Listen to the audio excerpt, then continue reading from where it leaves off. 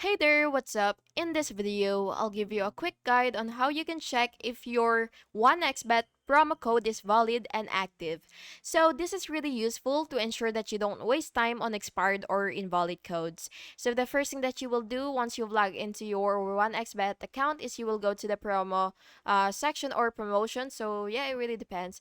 So once you're here, what you will have to do is click promo code store, which is right here, and you will see this section which is promo code check. So what you will have to do is basically you will just have to enter your promo code here, and then you will just have to click check or submit, and then after that 1xbet will show the status of your promo code, whether it's active, expired, or invalid.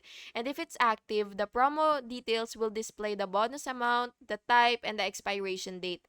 And by the way, you should always check the expiration date and read terms carefully to ensure eligibility. And yeah, that's basically just it. I hope you found this video helpful.